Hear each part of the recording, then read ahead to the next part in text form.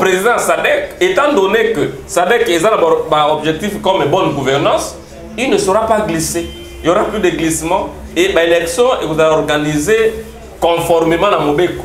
Il faut et l'imbolité que Félix Tshisekedi a forcé pour avoir une fonction rotative. Voilà. Comme président, directement, ça améliore les conditions sociales et bateau. Par exemple, le secrétaire général des Nations Unies, au coup par exemple, le secrétaire général de l'Union européenne, ils ont facile parce qu'ils ont président. Et SADC. SADC, c'est une communauté de développement. Aujourd'hui, je reçois pour vous Maître Edimo. Maître Edimo, nous avons politique, nous avons actualité, nous avons province. Bonjour Maître Edimo. Bonjour les journalistes. Maître Edimo est un balaliboso to zoyona émission na biso to lobela Congo. Soko ko se présenter bandeko bakolanda balaliboso na émission yo. Maître Edimo azana. Bon, merci pour l'occasion et puis pour la confiance. Vous savez linga lelo pour na kolekana na chaîne na bino. Ngai naza Maître Edimo Mboko Lelima, naza d'abord avocat inscrit au barreau de l'Équateur. Naza enseignant assistant à la faculté des droits et l'université à Mbandaka. Et puis pour le moment, Naza na 3e cycle à l'université de Kinshasa. On a la recherche pour la droit numérique et les relations internationales privées. Et puis Naza analyste politique et juridique. Voilà, Maître Edimo.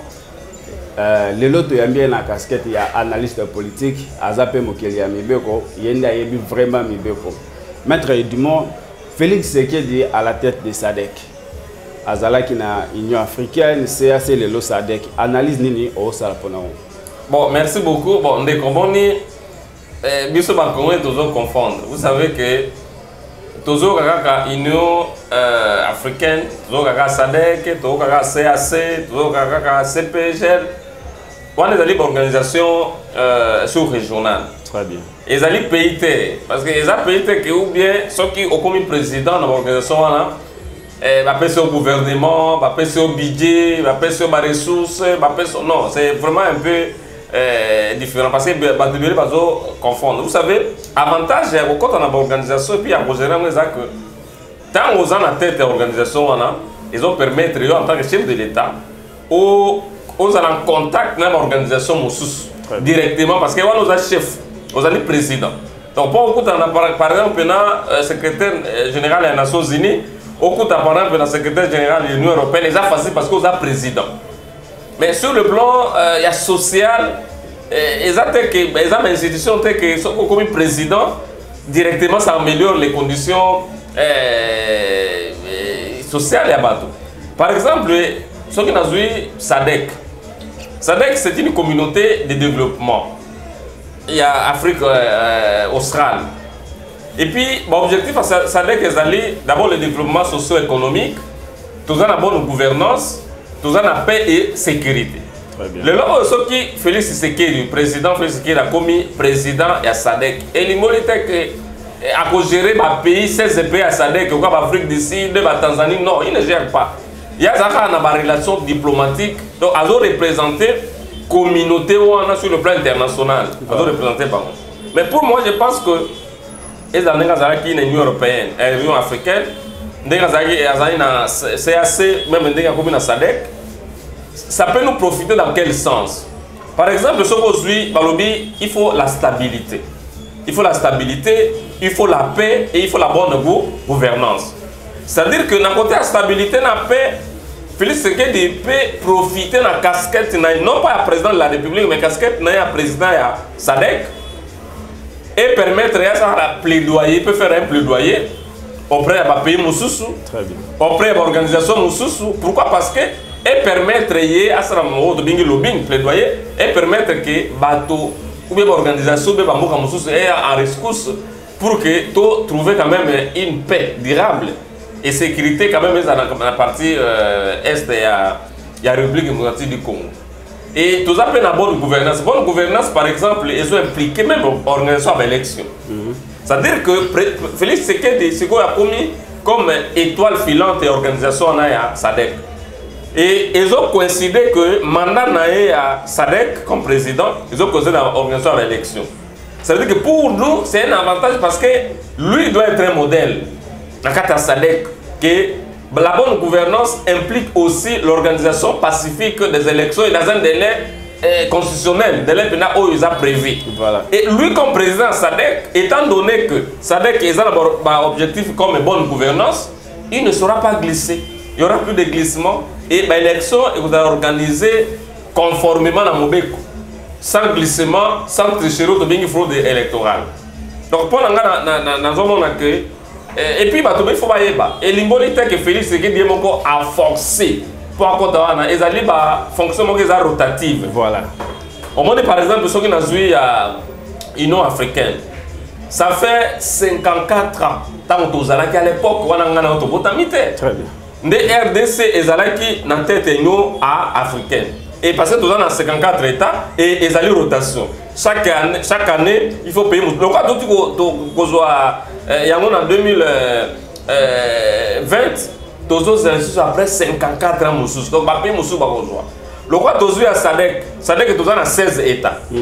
Tozu c'est après 16 ans. Oui, donc c'est comme ça. C'est-à-dire que les alliés fonction, les alliés rotatives. Et le monde que Félix Tshisekedi a arraché parce que vous savez que les Congolais vont interpréter ma vie. Oui. Et parce que Félix Tshisekedi va là-bas pour attirer l'intérêt, non. Même ceux qui Félix Tshisekedi président, ceux qui Joseph Kabila, il y a des candidats à la présidence à SADC. Ceux qui par exemple président des années de Fayoulou, Fayoulou des candidats à la présidence de l'Union africaine, c'est comme ça. Donc ils sont liés à l'individu Félix Tshisekedi, mais ils sont liés à la fonction présidentielle.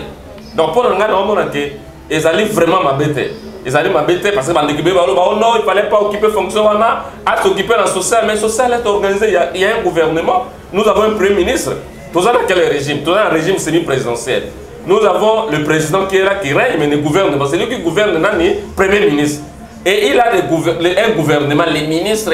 Nous avons aussi des entités régionalisées et les entités territoriales décentralisées, même les entités locales. Bangonde bazo gérer Mbok. Félix ne reçoit que les rapports. Même ceux qui ont zaté, même ceux qui Félix a voyagé, Mbok est fonctionné parce que nous avons un gouvernement. Donc on a un avantage. Félix Tshisekedi à la tête de SADC, c'est une réussite diplomatique. Oui, il a des réussites. Vous savez que dans Mboka Oyo, moi personnellement, c'est vraiment difficile. Bon, depuis que je suis né, moi j'ai connu. Je pense que je suis né à l'époque à président Mobutu, mais je n'ai pas vécu à cette époque parce que j'étais encore trop petit. Voilà. Dans un certificat, année au Kabila, j'ai encore le pouvoir, Joseph Kabila. Donc ça fait aujourd'hui 22 ans, depuis que vraiment on a commis à maturité, depuis qu'on a un certificat, certificat d'études primaires. Donc pendant 22 ans, on a monité vraiment un rythme diplomatique, on a présidence et institution, organisation sous-régionale. C'est un peu difficile. Et je pense que, je l'ai dit même dans ma émission, dans ma place, que pays mboka ezaka katolia kabangabu katolia kaba mikrotabiso Équateur ou betolia kaba Thomson T. Le pays c'est l'ensemble de l'interne et de l'international. Ça veut dire que ce qui est là Félix a en interne. Mais la diplomatie, le président SADC, il est en contact avec le président sud-africain. Il est en contact avec le président, Russie. Il est en contact avec le président des États-Unis. Et c'est direct. On exerce la diplomatie comme président de la République, mais comme président à SADC. Pour moi, je pense que récite on est allé sur le plan diplomatique. Il y a des gens qui parlent que Félix a mal géré l'Union africaine. Na mandat il y avait des coups d'état na mandat donc Félix a rien fait donc na SADC que tous les résultats malades pour la non des journalistes je pense que chaque pays ça c'est une convention internationale et convention internationale les a une ligne directrice ça veut dire que l'objectif est par exemple les alliés paix l'objectif est les alliés par exemple gouvernance. Et l'imbolité que Félix pouvait aller au Mali, pouvait aller dans un tel pays, à imposer une organisation à Bango. Parce que c'est un pays souverain. C'est un pays souverain. Donc on ne sera pas imposé imposer le cas pas sur au Congo. Par exemple, le cas en 2016 l'élection des électeurs, on ne pouvait pas nous imposer.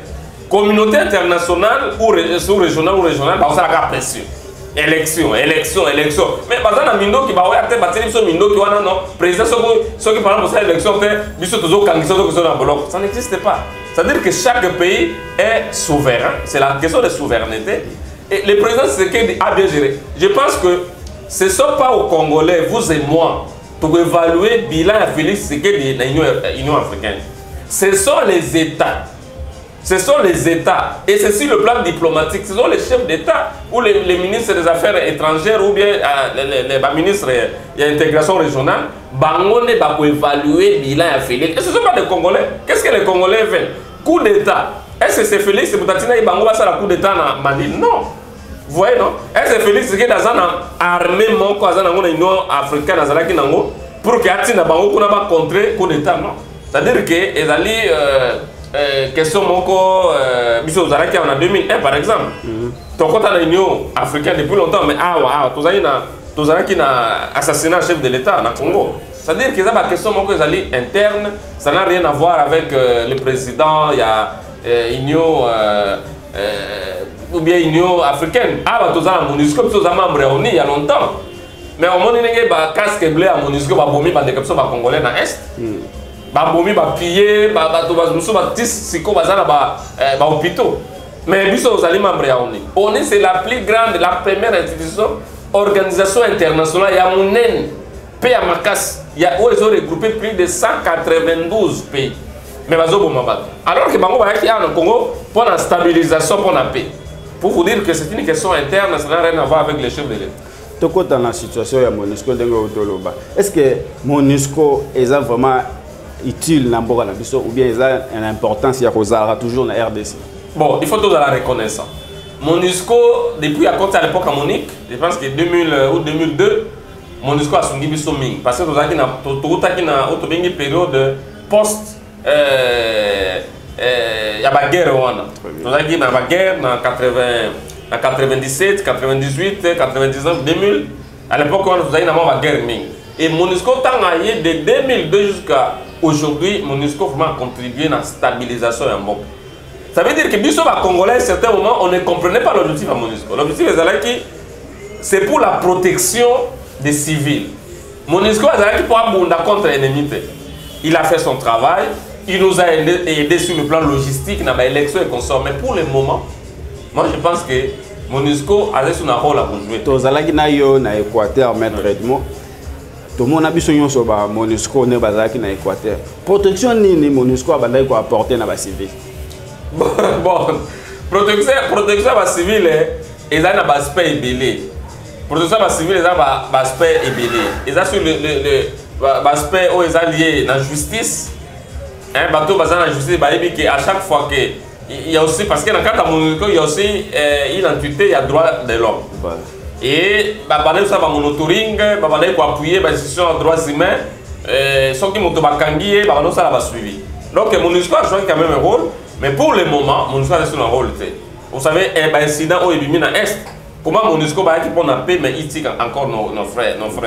Parce que on va tout n'importe quoi. Et vous allez voir que les gens de Bakas qui pleurent, bamusu baza ba ivoirien, bamusu baza ba américain, ba français consort, mais baza ko boma biso ba congolais n'importe quoi biso. Tout simplement parce que dans la décoration, même si bolongwa awa tous ceux qui ont besoin d'abino terre.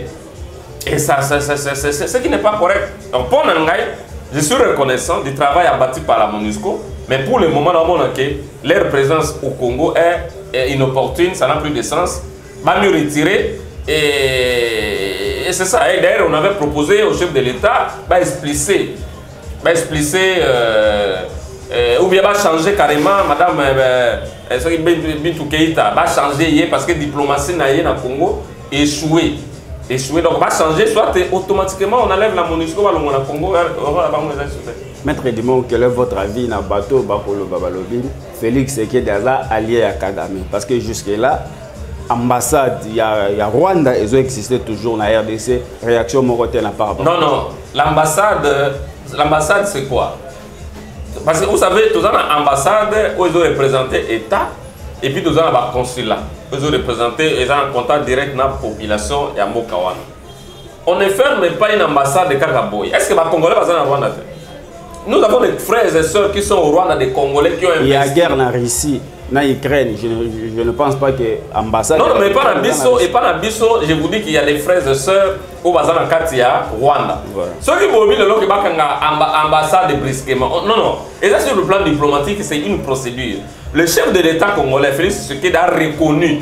Et il a dit ça haut et fort que Rwanda est impliqué dans la guerre dans l'Est. Ils ont appuyé 1,23.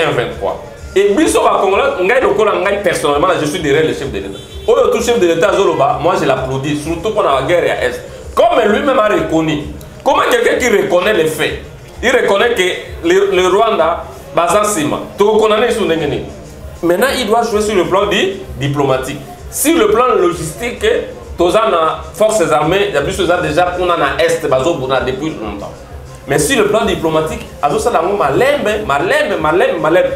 qu'on traverser comme une ligne rouge et que la situation ne s'améliore pas, en tout cas, il va devoir décider pour que tout mettre fin à la relation diplomatique. Mais j'exhorte nos frères et sœurs congolais, on va croire que Félix Tshisekedi a allié à Kagame, c'est faux.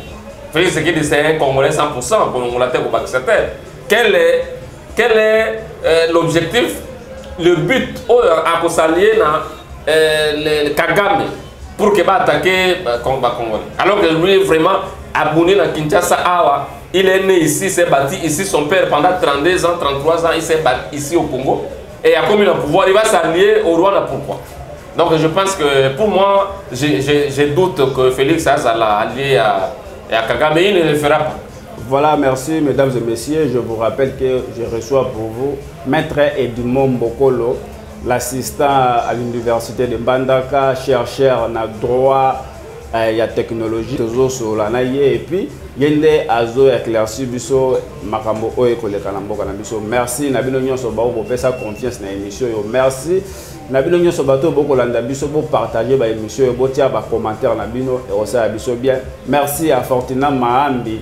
Merci à Yasmine Yassibo qui est de bonnes guérisons à toi, Naïbi qui est au Biki déjà. Maître Edmond, est-ce que l'élection est causale vraiment en 2023? Volonté, l'élection est causale. Je pense que, vous savez, moi, le chef de l'État, il n'a aucun intérêt à ça glissement. Parce que dans le sondage, il y a moi note l'icône par rapport à un candidat Moussous. Ça veut dire que dans le sondage, c'est lui qui vient en tête. Et dans moi, peu de temps où Félix a salé, Makamba salé, je pense que ce qui vraiment a décidé de passer son mandat, avec un attire 2027-28, peut faire quelque chose. Il a la volonté. Il a la volonté. Donc d'abord, il faut total là où nous étions, là où nous sommes et là où nous allons. Peuple là jusque-là, Azoliate. Peuple Azolia. Peuple Azoliate, dollar ezali kolo, bilo on a zando et mati, nguba 100 francs ezala soute nguba roma 200 mètres du monde. Na ebite so ko tarazando, na ebite so ba nguba. Yozolo ba toza bien, peuple wapi yozolo bela vraiment. Peuple RDC. Mon cher, ça veut dire quoi? Vous savez, Makambo ça le makati contacte. C'est ce que nous pensons. Social dans le liboso ko lia. Vous savez, mboka oyo toza na plus de 2 345 000 ba sur ba kilomètre mosusu. Tous a plus de 80 millions d'habitants. D'ailleurs, c'est peu. Donc, on a un sondage à 2000. Nous sommes dans une école primaire, nous avons un sondage. Ce qu'on a 90 millions d'habitants. Pour vous dire que RDC, c'est tout un pays. Combien de fois ils ont compté en Rwanda? Combien de fois Rwanda ils ont compté en Congo? Belgique, France, ils ont compté en 33 fois. Vous pensez que 33 fois ils ont compté à paix? Kaka, moi, 200 OEP, Makamoto et Kobongaka du coup. Ils ont ça malem. D'abord, il n'y avait pas de ressources en termes. Vous savez, il y avait la corruption, il y avait le détournement des biens publics. Mbonga l'État est balé au compte à terre. Bakali bato ba détourner mbongo ba bimi bolo mbongo to monité ce que Non. Ça veut dire que bakanga qui kokanga le monité que moto ayibi. Ce sont des gens qui ont été présumés être détourneurs. Bakena la justice juste mon qui va détourner qui c'est ça. C'est-à-dire que mbongo est balé au compte na poche à battre. Il y avait la corruption. Il y avait l'évasion fiscale, la fraude fiscale. Mais Félix a dit, c'est comme ça l'effort qu'avec les chefs, il a traqué, détourner Rwanda, il a cravate Rwanda. Ça veut dire que les autorités se battent. Appel d'offres à bloc pétrolier. Tout ça pourquoi nous devons maintenant utiliser nos ressources naturelles pour nous Congolais. Au lieu que tout signer un contrat na batu mususu ba ye bazumbo ba kena ngona ba Chine ba zo akaba okaki ba enquête ce qui a hold up ne ba citer ba Congolais ba zo mbongo na poto. La vie est difficile. Je ne saurais pas dire que la vie est facile au Congo. La vie est vraiment difficile. Mais pour moi, je crois que par rapport à l'équipe, Félix, il se bat, il se bat, il se bat. Et toujours exhorté à se battre. Vie, ça passe. Tu vas souffrir, mais abunda, abunda. Soit Rosamanda Moussoussou, bien sûr, à joie, mais à s'occuper de la vie sociale et à battre. Toujours dans la province, toujours la province Équateur, ou la province, non. Je suis à la province, et Kende. Ah, papa, ma province, bon, moi personnellement, quand j'ai conseiller juridique à gouverneur, j'ai pu démissionner pour des raisons d'études pour la métier de 3e cycle. Et à la Batobalobi, au démissionnaire parce que je suis électif dans la province. Bon, je ne saurais pas affirmer ça, mais pour la province Équateur, ce qui est Zobongate, ils ont des députés provinciaux. Moi personnellement, je ne saurais pas. Moi, je n'ai pas élu le gouverneur. Les députés provinciaux. Je n'ai pas voté gouverneur. Le gouverneur n'a rien à rendre compte pas comme population. Je m'en fous de lui. À gérer ma bien, à gérer ma lame. Moi, je suis pas. Le gouverneur n'est pas redevable vis-à-vis de la population. Bateau bazar redevable vis-à-vis de la population. Ils ont des députés. Ce sont les députés qui sont dans notre vote, les députés en 2018. On n'a pas voté gouverneur. Si le gouverneur de loi Sani Mabe, Sani Malam, on condamné les députés. Province Équateur, ceux qui est Koufi. Ou province Équateur, ceux qui ont bien été, ils ont députés. Pourquoi? Les députés, ils que la gouverneure a la Moussala Naé et Moussala gouverneur a géré l'exécutif provincial et va contrôler le gouverneur. Tant que vous avez hypothéqué le gouverneur, vous avez gouverneur en otage, vous avez gouverneur comme une marionnette. Vous avez le gouverneur ko sala musalani et gouverneur komona ke na banga bato na ba vota kinga wana na bango na pesa bango moi $1000 na pesa bango moi saka fufu na pesa bango mbongo chaque fois no ki balongola ngai et ba député peut ba profiter abino na biso peto lia kaka wana. Voyez, c'est ce qui fait que la province ne vaut. Si on avait des députés consciencieux, mais province Équateur ils ont développé. Mais le gouverneur Bobo c'est un acteur de développement. C'est un manager qui n'a pas d'entreprise, parce que l'économie n'est plus commerçant, il est incompatible. Il a une entreprise, il a un consort, construction, il a construit, a signé un contrat dans l'État. Mais on voit que tant que le gouverneur continue à fonctionner, il n'est plus comme auparavant. Et les gens, il fallait que Bisso, intellectuel, analyser la cause, l'effet, et aussi wapi, et aussi n'a pas député. Et ça, mais je suis non, non, ceux qui gouvernaient dans la compétence pété. Non, non, incompétence c'était mon frère. Parce que le lobby, ils ont incompétence. Non, non. Pour on a une chose qui a l'incompétence. Ce sont les députés qui peuvent se décider aujourd'hui de rendre le gouverneur et la province compétent. Les députés, car les lots. Il suffit qu'à interpellation, mon corps et pas gouverneur, il y a bien, parce qu'une interpellation, il y a bien. Vous allez voir que le gouverneur sera compétent. Il suffit qu'une motion de censure, il y a bien. La motion où il y a 2021, on a un conflit entre Bouka et gouverneur et Bobo. Non, on a une motion budgétivore, une motion à conflit. Motion vraiment, il y a bien. Oh, vraiment, il y a bien. Donc, aux hommes, on a Kinshasa. Est-ce que vous avez depuis ton bandit, il est là, gouverneur au Azasiko, on va bouger. Pourquoi? Parce que les gens sont banques. Les gens sont des députés qui sont des députés provinciaux, ce sont des gens consciencieux. Donc les lots, ceux qui vont députés vont décider que la province est décollée et qu'on décoller. Ceux qui vont décider, qu'est-ce que le gouverneur va faire? Le gouverneur n'est là juste pour les applaudir. Pour le gouverneur, il n'a pas à terme la bangote. Pour dire que c'est un terme les bangos. Donc dis-moi à sacrifier sa population, à satisfaire bango. Yo on est belé même bazangi na bureau à Kala. Et belé bazar banda qu'on a qui ça bazana 85 copies mais bazana. Donc les gens se sont enrichis. Je vous dis même na bureau ils allaient bureau à Liboso wana. Oh à 2009 19 fois. Mais c'est les bureaux là qui gèrent la province, c'est pas les gouverneurs qui gèrent la province. Ils se sont achetés des maisons, ils se sont achetés. Ce que tout même gouverneur a dit ça que tel est président, tel est vice-président, tel est questeur, Asoma Kiboy, Asoma Kiboy. Donc, Bangonde, Bazu gouverneur, hypothéquer gouverneur, il y a un gouverneur ça, il y a un personnellement, n'a pas critiqué un gouverneur Bobo, té. N'a pas mon côté. N'a pas mettre avis, n'a pas ses propositions, mais n'a pas critiqué té. N'a pas député car il y a un autre 5 dans l'Équateur. En 2023. 2023, vous votez. Comment moto? Comme il parle moi je suis de Bikoro par exemple. Quand mon tazan moi Gablo, ateka moi Mankisi, ateka moi pied de Jésus, ma papa m'a donné un Bikoro pied de Jésus on a commis célèbre ou commis député. Dans na Équateur, tu on a qui université honorable, osez étudier on a pour compléter, na pour tanga. Papa, votez les gens que vous connaissez que ce sont des gens responsables, ce sont des gens qui peuvent défendre votre territoire, la province. Biloko ba coterie wana on parce que ça qui commerçant on parce que ça qui bo to boite na boite que ba commerçant baza mabe ngai moko na zolo ba on j'ai des clients vraiment des commerçants pena ba kepe poto batangi ba komi pe ba to ya minen mais exacte que na lolengo yoki na Équateur ya moto zo senga que pour que Équateur ait décollé nouvelle province Équateur ils ont senga nini ba député bazala sérieux. Donc il faut donc voter par député, c'est sérieux. Maître Edimo, au Tcholoba, à Olobi, au Kouti député, dans l'auditoire, au Tunéopé, aux arts. Est-ce que Moutupona a géré province Wana en tant que député? Il faut qu'à Azala universitaire ou bien un diplômé simple à quoi conscience Wana a géré. Non, on ne peut pas avoir des députés simples diplômés, papa. On avait des gouverneurs. Non, ce sont des erreurs. On avait des gouverneurs au Bakeda classe et Simbate. La province, on a tout fait. Non, tout le monde va voter ensemble. Ok. Tout le monde va voter ensemble. Vous savez, on peut avoir un gouverneur qui n'est pas universitaire.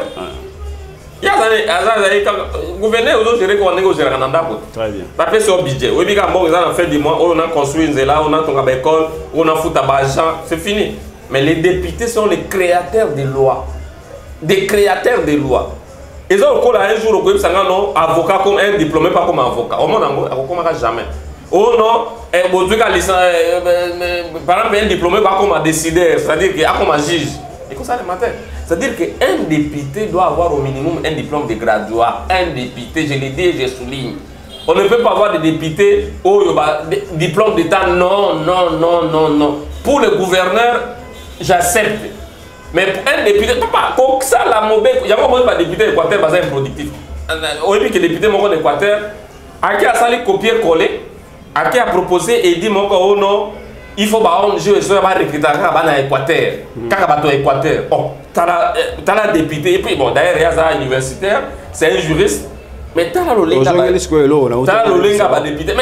Dans le linga député, mais si on a qui mettre Peter le poste, on va aller rapporteur. A initié proposition et dit à l'Ominini, va créer fonds de développement agricole. Alors que province, la province à vocation agricole, tous en enfants, mon combien surtout dans ton cotisant en enfant, pour que tu financer l'organisation, l'établissement, la société, l'Équateur, la poste à cultiver. On a et ça va aider à moi. Et les alliés de côté au Komagaka, non, la Lingio, non, ils ont pas comme une lettre d'amour. Ils ont dit qu'il faut faire exposer des motifs, des articles. C'est quand même une réflexion. Ça rappelle la base parlementaire. Donc, en 2023, l'Équateur va voter les gens consciencieux, Assemblée provinciale, assemblée parlementaire, ils ont un corps d'élite. Ils ont pas besoin d'un barreau, ils ont pas besoin d'un journaliste. Ils ont un corps d'élite. Donc on doit avoir des gens qui ont étudié, qui connaissent, qui savent interpréter, qui savent parler. Il me dit que les députés a voté loi dans le Mongo. Et là, loi dans Kimongo. A voté dit dans Kimongo. Et ça l'a raté. A voté dit dans Kikonde comme je non. Un député dans le lobby, député, non, on a un député. Dans le lobby à défendre, pour qui est député. Donc c'est ça. Quand vous avez ces députés-là, ils peuvent influencer l'élection à gouverneur. Mais quand vous avez des députés foutis, vous avez des députés, oh yo, Kakabo est député, Kakabo est député. Non, mais ça ne marche pas. Et là, on ne marche pas. Bana Équateur, Bakoko Zela, ou bien Bakoko Sala, en 2023, pour la province, on a décollé. Bon, je pense que Elon Ozaka va voter par député consciencieux. Moi, je pense que dans l'élection provinciale, moi je ne vais pas me retrouver. Comme dans la 21 députés, tu as ceux qui commentent avec enrôlement. Mais pour l'instant, je souhaite que moi je ne vais pas aller aider. Tu vois, je ne vais pas lutter. Tu vois, je ne vais pas se démarquer. Tu vois, on peut pas consciencier, on peut capable. Assemblée provinciale les alliés l'autorité. Quand les alliés 1 plus 1 égale à 1 terre, quand les alliés 1 plus 1 égale à 2, les alliés des corps d'élite. Bazoa, bateau, étoile filante. Bazoa, étoile filante, va voter, va gêne. Peut-être que vous allez postuler, moi je ne sais pas. Il y a une question qui a posé la question de la mettre Edimo candidat à 2023. Bon, moi vraiment, je ne veux pas m'embrouiller. Na koti na bandi 3e cycle. Année Oyo, non ça d'abord DES, diplôme, pendant diplôme d'études approfondies. Et puis dès que j'ai fini, na bandi thèse na ngai, bon, qu'on postuler c'est difficile. Ngai vraiment qu'on postuler, mais moi je vais montrer aux gens de l'Équateur. Et dans la Bandaka, là où moi, ma ville où j'évolue, et dans mon territoire, et dans la Tsabango, Tala bato beaucoup voté bango. Bato on a voté à bako décevoir du sauté. Il y a des bananes aux ali bosso caméra mettre au coco. T'es basé de basé les bato bako. 2-3 jeunes au non bazo mais. Côté jeune na Équateur. Na évité l'ambition à Batou, na évité quand on a jeune moto à ça, l'ambition politique est allée l'illusion Moubenga par exemple. Très bien. Il y a allé jeunes, ceux qui vont voter, je n'aurai aucun souci. Tout le monde a Christian Bosembe qui est là, mais Christian lui-même s'est prononcé qu'en opposition Équateur. Très bien. Par exemple, tout le monde a par exemple Bayoko, Lokondo, un ami aussi. Ceux qui ont postulé, même moi, si nous voté, je n'aurai aucun souci. Nous avons aussi Maître William Bongo. Tout le monde a Maître William Bongo, ceux qui vont voter. Mais quand je pense que dans l'Équateur, ceux qui vont voter Batoune Philippe Bosembe par exemple. Ceux qui vont voter Batoune Philippe Bosembe, imaginez que Batoune Philippe Bosembe est là comme président de l'Assemblée provinciale. Gouverneur, il faut qu'il m'aille. Pour tant qu'on a le lobby français qui a gagné, il y a un gouverneur qui tant qu'on a une question orale, à combien de cas on répondre 25 pages, il y a un registre qui dit non, ici on ne blague pas. Donc, Bajel Bazali, Bavier Bazali, côté national, le cas Bavier Désiré Vol aussi, c'est quelqu'un qui convient. Donc, Désiré, c'est un qui te reconnu. Mais, question est ça que pour que tu comme il faut que l'Équateur s'enrôler et belé. Pour au moins que tu as 2 sièges. Dans le territoire, il y a 5 sièges au niveau national. Dans le niveau provincial, il y a 8 sièges. Biso ville en Bandaka, il y a 3 dans le provincial, 2 dans le national. Non. Mon collègue a enrôlement. Il y a Louison, il y a Christian Bosembe. Naba William Bong, tu commentes avion, tu mobiliser porte par porte. Très bien. Comme ça, sensibilisation. Ah, vous avez combien? 10. Qui sont majeurs? 10. Ah, donc, ils ont enrôlé. Ceux qui ont un transport, tu fais un transport. Va s'enrôler. 2023, Mbandaka, il faut dans 5 députés nationaux, 8 provinciaux. Namoni, jeune Équateur, télémiming, benga na bapaka. Oui, Bampako, on a. Papa, Équateur, vous savez même, Équateur, dans la loterie, derrière les politiciens. Équateur est belé pour promouvoir la jeunesse. C'est ça le problème. Nous, on a eu la chance, moi j'ai eu la chance à rejoindre Bato Mikolo. Moi je travaille avec Batoka Passer Mobonga. Batoko Batoune Philippe Bosembe. N'a pas homme d'affaires, monsieur que j'étais les noms, je ne sais pas. Parce qu'on a promouvoir la jeune, promouvoir la jeune, besoin évoluer rapidement. Ce qui est contraire à la vie de l'Équateur.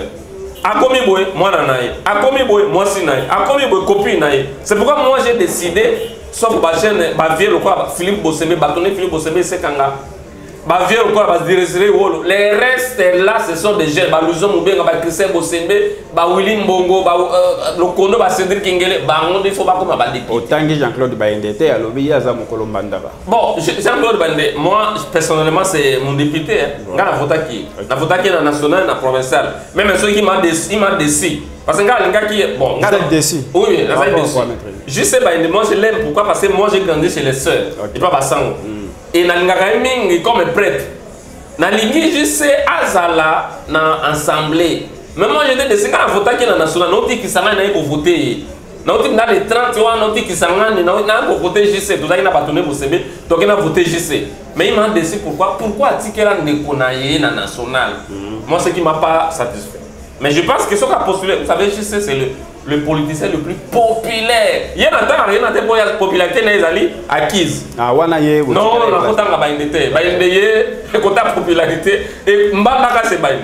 Biso ba mususu oyo na ba mususu to kala kade mo parti bato ba koloba Guy Luando aye makasi na Mbandaka est président na Équateur. Bon, Guy Luando c'est un confrère, aza populaire, mais na Mbandaka pour boto la bain. Vous savez bainde moi ngaza convaincu. Bainde aza na bo soka personne même un franc-terre. Même soka dépenser terre. Aza na popularité na. Vous savez que bainde alika qui fait le kono na popularité. Pour faire le connaître, on a élection, on a gagné mon calambous. Cascade, cascade à l'équipe. Mais juste ça, on a surveillé la élection. Oui, mais juste ça, on a pour imaginer que à dépasser qui ça est fois 2.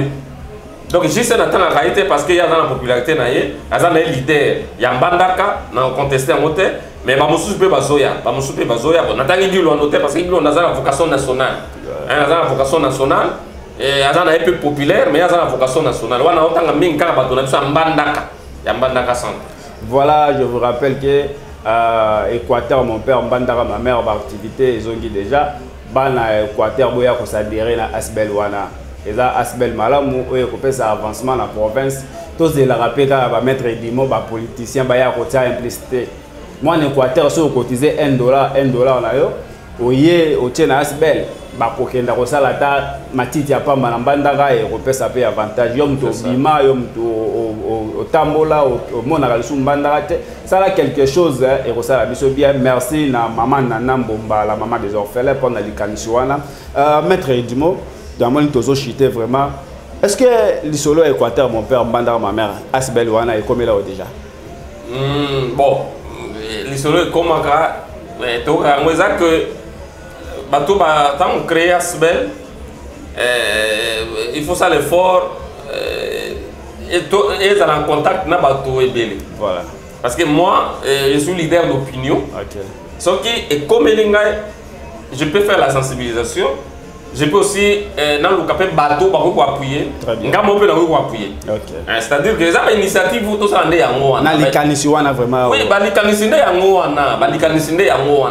Il y a des gens qui ont des t-shirt, des polo. Non, il y a des gens qui ont des Asbel, ils ont des vocation sociale. Et Koya, ils sont des mamans, ils sont des orphelins, ils sont des bateaux. C'est comme ça. C'est comme ça. C'est-à-dire que pour nous, vraiment, nous avons encouragé l'initiative. Si nous avons temps, nous avons occasion, nous avons initiatrice. Je suis sûr qu'il y a bien en tout cas, on va se mettre ensemble pour accompagner pour que Asbel est long. Maman Nana Mbomba, qui message il y a maître Edimo, Bango Bazaba, leader d'opinion, Bango, province Wana Yoga Bango. Sur votre maïel, l'école, maître Edimo, maître William Bongo, Yoko Joseph. Naïbike Cédric Ngele, je crois que Erokende bien maman Nana Mbomba appelle Naorara bandeko ba s'adhérer facilement. Maître Edimo to komi ochité. Problème il y a Grand Équateur. Est-ce que province il y a Grand Équateur ou bien un petit Équateur, je ne sais pas comment prononcer, ils ont existé parce qu'il y a commis débat. Il y a des gens qui ne veulent pas prononcer Grand Équateur. Donc ça veut dire que j'ai compris. Moi j'ai fait une publication hier. N'a pas comprendre qu'ils ont des guerre politique. Très bien. C'est la guerre politique. Il y a des gens qui veulent qu'on appelle Grand Équateur, pour pas avoir leader à Grand Équateur. Ils ont besoin de Grand Équateur pour renvoyer dans la province. Là où les gens disent qu'il y a xénophobie. Peut-être présence à Jean-Pierre Bemba Bank, ça va pas. Non, papa, Jean-Pierre Bemba est leader national. Comment quelqu'un peut contester Jean-Pierre Bemba? Il est aussi de l'Équateur. Oui, c'est ça. Ça veut dire que Jean-Pierre Bemba, le leadership par exemple, Bemba est incontestable. Même dans Mbandaka, je dis, au moins dans Mbandaka, même si on a voté Edimo député, même si on a fait différents députés. Il y a un incontestable. C'est incontestable. C'est-à-dire que pour l'engagement, je trouve indécent Équateur, pas bien Grand Équateur. Pourquoi? Parce que dans le démembrement, déjà, la province est comme Équateur. Pas bien Grand Équateur, tu peux péter Équateur. tu as ancienne province de l'Équateur. Nous avons englobé 5 provinces. Dans cette analyse, Grand Kivu. Pourquoi? Parce que tu as Nord, dans Sud Kivu. Grand Bandou, na Grand Bandou, tu n'as jamais couru le Congo, na province Moka, c'est que tu as porté Bandou. Katanga, c'est Katanga, la province Moka, non Katanga. Tu as Tanganyika, tu as tel. Donc, et tout ça dans la province Moko, où ils ont porté Congo à Nate. Là, ça c'est au Katanga, ça c'est Congo. Mais pas dans tout le monde dans l'Équateur. Comment on peut dire grand Équateur? Ça ne se conçoit pas. On a une confusion. Moi, on m'a posé la question dans un débat public. Mais petit Équateur, non, petit Équateur, c'est l'ancienne province de l'Équateur. Ce qui n'a pas été confrère, bonjour, je l'appuie, je l'accompagne. Ce qui n'a pas été Christian Bossembe que j'accompagne d'ailleurs, j'accompagne actuellement, depuis longtemps que j'accompagne. Nicolas Tokolo Baté, Nicolas Christian Bossembe, pas mettre du mot Ernyoso, Christian Bossembe. Non, mais Christian Bossembe, c'est une étoile filante. Ozoli Akuna bien. Non, Ozoli Ate, Christian Bossembe, d'abord, tu as un cabinet Moko, tu as un cabinet bâtonné Philippe Bossembe, tu as la même vision politique, même vision professionnelle. C'est-à-dire que c'est vraiment un collaborateur. Donc, moi, à chaque moment, Christian Bossembe, et je l'accompagne. Lui aussi m'accompagne. Et tout ça a toujours conjugué pour une jeunesse intelligente, pour une jeunesse Oyo et Kobima. Donc, c'est un peu ça. Donc, on a à part de Christian Bossembe, moi, je soutiens l'initiative tout. Nous sommes au Benga, Cédric Ingele, Baki Luando, Oya na initiative à bien Équateur, j'applaudis. La politique, moi, je n'en sais pas. Tout chuter dans le dossier à Grand Équateur, tu vas retenir une province. Tu vas retenir que malgré découpage, surtout aux Akaka Congolais. Ngai naza maître Edmond, na Mongala, Kosala Musala, na Chopo, na partout, na partout. Kuna baboye la ngata ono yo Équateur petit Équateur zonga non. Ça veut dire que sur le plan il y a biso scientifique quand on a grand Équateur les alliés inconcevables les indécents. Na lingi terme ya ancienne province de l'Équateur mais biso tout moto auti na yata gilondo auta est gilondo kola ba. Na mbanda ka atanga wapi na mbanda ka. Voilà. Donc so il a gilondo et le loi postuler na mbanda où est le problème? Est-ce que le loi que pour postuler na mbanda il faut la moto à bikoro bien ngendo bien nan. Vous voyez, non? Pour postuler, il faut il faut c'est-à-dire que tu évites la xénophobie, mais tu as la possibilité de faire un débat scientifique. Donc, le débat scientifique, exactement, mais ça l'objet à thèse. Voilà. Donc, tu as mais toujours accompagné, et c'est biblique d'ailleurs. Ce qui évolue bien, en toi, tu as une obligation de soutenir. Voilà. Voilà, maître Edimo, merci. Lilo Banawa ya Souka na bateau bakolanda biso. Lilo Basouka d'abord il y a ban Équateur qui est partout, va accompagner Bino. Vous savez, ils ont facilité. Ils ont facilité aux jeunes, aux attendants, où il y a aussi la investigation, ou le débat, mais qui ne s'est pas passé. Merci beaucoup. Il y a aussi un bateau dans le biso, vous avez un poteau, vous avez en Belgique, vous avez en France, Canada, États-Unis. Voici les gens que vous devez soutenir. Bateau vous soutenir, bango bazouana. Azan a besoin de chaîne évoluer. Les lots, sur le plan numérique, Botine la IP Mongo, lobby a créé chaîne naïe, comité télévision, et comme fait dans Canal Plus. Et les gens doivent nous accompagner. Sur ces alliés que l'Équateur tout évoluer. Nous sommes des jeunes. Oui, naïe autant la classe, mon tapé c'est un moyen, politique c'est un moyen. Mais lorsque mon talobi pour mettre des mots, doit appuyer il y a autant dans poto. C'est pour l'honneur de la province. Très bien. Donc tu dis que bateau bazol en abisso, va accompagner bisso, va accompagner chaîne et puis va dans amour et amour kanabango et tu éviter gêno bazar pour un intérêt privé. Mais tu accompagner mon surtout oh il y a ça que province évolue. Ba mbote na fona soki ba mbote zali opesi poto ka. Bon, mbote na pesi na motonyoso na motonyoso oyo azona na biso à travers le monde. Je pense que bateau ngai personnellement ce bolingi bazwanga par exemple dans Google, je suis là dans Google. So beti ka mettre mon beaucoup dans Google partout. Au Koutawana, je suis un peu partout dans le réseau presque nyonso. Numéro à contact. Oui, mais numéro à contact ngai pona WhatsApp par exemple 82 donc plus 243 82 25 22 855 ou bien plus 243 85 103 11 54. Na Facebook, soit Edmond Bokolo, soit Mbokolo Lima Edmond. Je suis aussi sur Twitter Edmond Bokolo. Et puis mail, on peut, les gens qui peuvent communiquer avec moi par mail, c'est edmondbokolo@gmail.com. Donc, tous les besoin d'un échange, tous les besoin d'un débat, tous les besoin de accompagner, tout le monde vision à malam. Vision à NT, vision à malam, on vous accompagne. Ceux qui parlent de cabinet, bon, pour le moment, vous savez, nous sommes en train de se battre pour comme je suis du barreau de l'Équateur. On a vu sur le barreau qui pour la cabinet, il faut toute inscription complémentaire. Voilà, donc on le fait. Nous sommes en train de se battre. Bateau va contacter, nous contacter en privé. On va leur dire qu'est-ce que nous devons faire pour nos inscriptions complémentaires rapidement. Mais les monteurs est en marche pour que ma condition est à l'approprié cabinet et faut Voilà, merci mesdames et messieurs. Tokomi na suka ya émission à Mokolo Malelo.